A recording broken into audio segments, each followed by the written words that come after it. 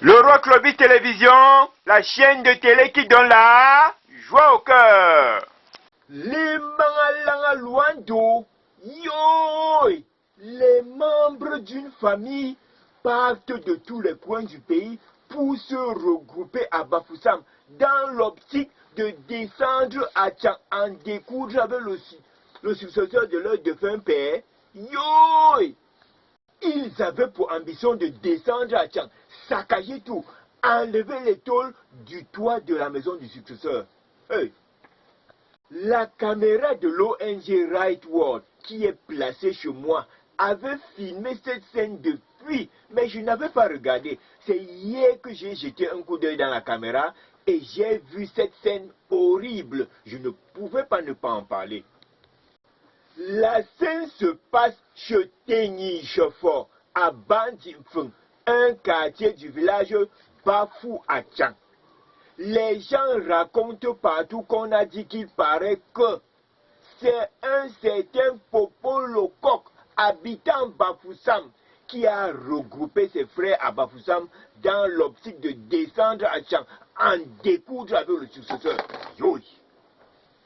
Oui, c'est Popo Lokok qui était l'instigateur de cette insurrection spectaculaire préméditée au sein de la famille Tenyi Chefort. Moi-même, je l'ai vu dans la caméra.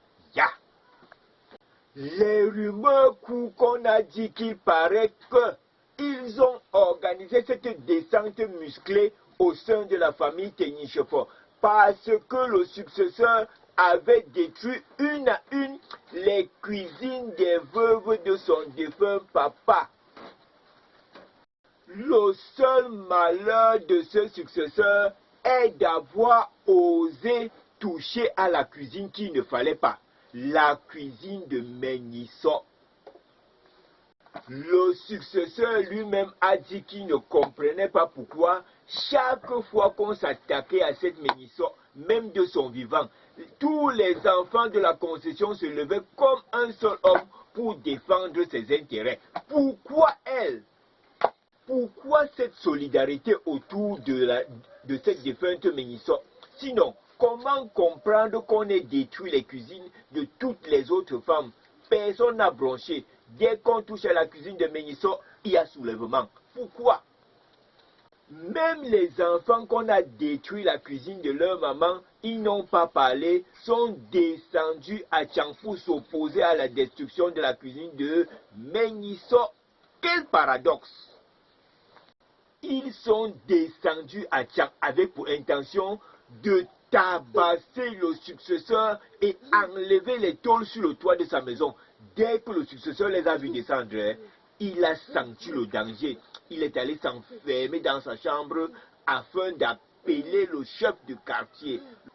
Le successeur dit que, à un moment donné, lorsque son père avait accusé cette Mengisso d'infidélité, tous les enfants de la maison se sont levés pour défendre Mengisso en disant que si le père s'attaque à Mengisso, c'est juste parce que le défunt papa Sobojan avait juré de détruire le grand amour qui existait entre Mengisso et son mari. Les gens racontent partout qu'on a dit que papa Sobojan avait invité Tenyi Chefort, son père, à Douala, qui est venu en compagnie de sa femme de sortie, Mengisso. Les gens racontent partout que papa Sobojan avait fait venir au préalable son entraîneur principal en sorcellerie, un certain papa Kumba.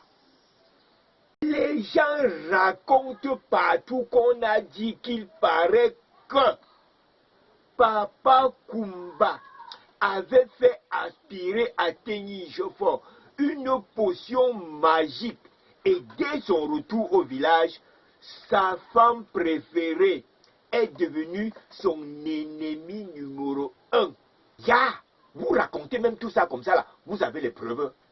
Hein? Regarde-moi comment il me regarde. Kriong là. Le chef Bandimfeng a réussi à calmer la situation, mais les enfants sont en train de dire que la prochaine descente dans cette concession, ce sera pour chasser le successeur. Car, disent-ils, le père, avant sa mort, avait dit que sa maison, sa concession familiale n'appartenait pas au successeur, que le successeur devait aller construire sa propre maison ailleurs. Vous avez déjà vu ça où? Pour le moment, le successeur est dans le qui-vive. Attendons juste de voir ce qui pourrait advenir au maman. L'Euroclubiste Télévision, la chaîne de télé qui donne la joie au cœur.